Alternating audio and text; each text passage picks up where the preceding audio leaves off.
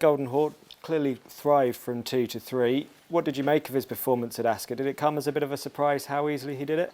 Not really. I think he was a pretty good 2-year-old as well, you know. I think he won his Group 2 very well after a promising run in the Coventry. Went on and won the Richmond. And he was always a very big framed horse at 2. He strengthened into that. We were over the moon with the progress that he made over the winter. And he clearly showed that well-being, and all the potential that was there at 2, I think, has developed in the right direction. So we're very happy. And how's he come out of Royal Ascot? Well, it was a very strange year for everybody. I think going there without a prep run was a mild concern, because obviously I think at this level, you know, you don't want to be lacking in any respect. But he travelled so well through the race, quickened away really nicely, a proper, serious, high-class Group 1 in normal circumstances. I'd like to think that will hopefully just put him even closer to perfect, really. You know, his first run of the year, I think, without a shadow of doubt, any horse is entitled to take that step forwards.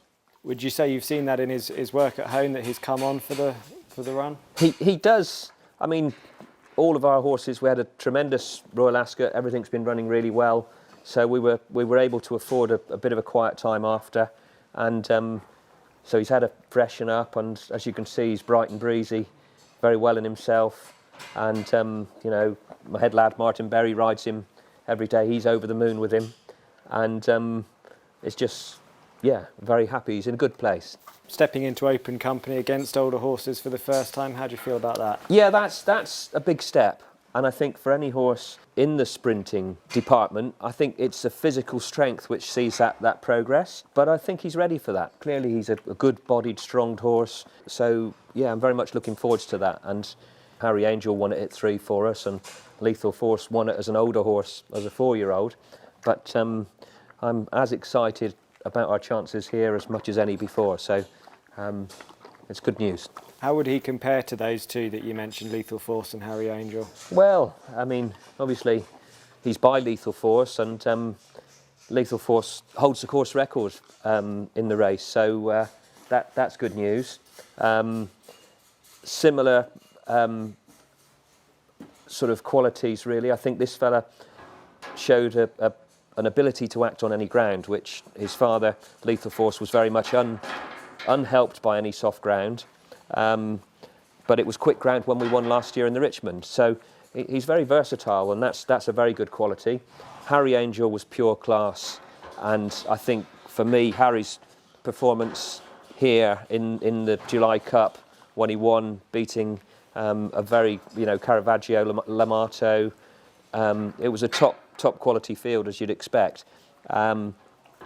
So yeah, I mean, it's a wonderful, wonderful race, and it'll be amazing and quite a thrill to think that we're going there with another a huge chance. And would he be an easier horse to deal with than Harry Angel? He's got a very pleasing temperament, as you can see. He's great to deal with. Uncomplicated, I think, is the way I'd put it, really. But he's, you know, he comes alive when he needs to.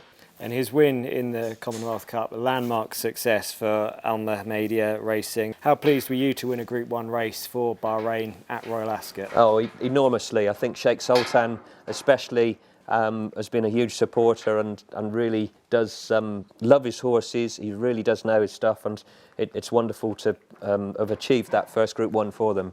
And as I said, let's hope there's many more. It's nice to have good messages after we won at Royal Ascot. No, it's a very, very proud moment, and you know, I'm delighted for them. They're great supporters and very deserving of the success at the highest level.